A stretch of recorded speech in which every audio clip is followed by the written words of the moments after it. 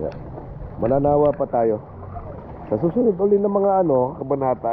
Mga tropa natin dyan, guys, sabihin nyo lang kung kailan nyo gustong pumunta rito. Pwede ko kayo i-guide. Pag halimbawa, nandito ako sa Pilipinas.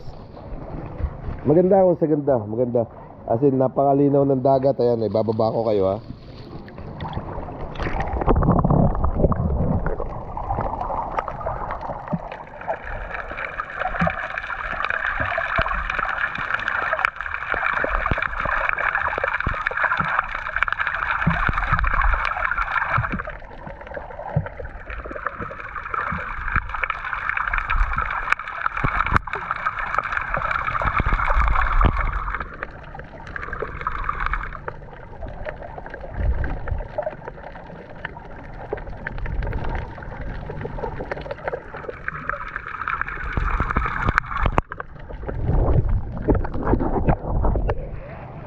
Diba? Linaw.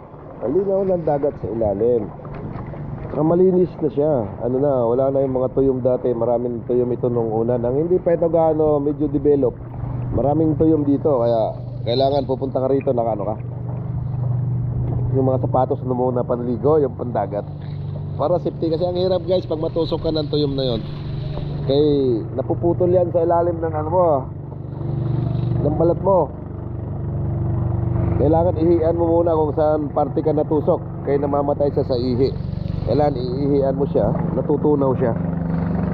Pero masakit kala, di ba? Pero ngayon okay na, malinis na, di ba? Nakita nyo naman yung ilalim mo. Ipakita ko sa iyo ulit ha.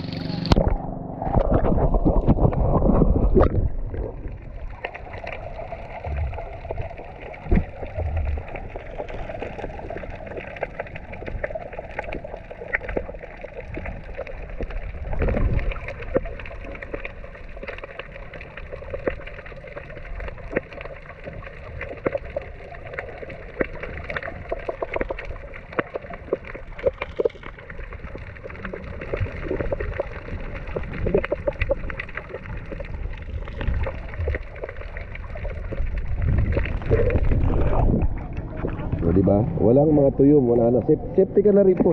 Safety ka rito. Mas lalo maganda ito rito guys pag halimbawa low tide. Kaya pag low tide, parang bababaw ang dagat. Kahit hindi ka gaano marunong lumangoy, pwede kang maglakad-lakad. Sa ngayon, medyo may kataasan ng tubig. Kaya need mo ng life jacket. Oo, arkilan lang naman ito rito sa kanila. 20 lang yata hanggang maghapon, mananawa ka. Tapos may sila, may snorkeling sila. Kukuha mo 175 yata.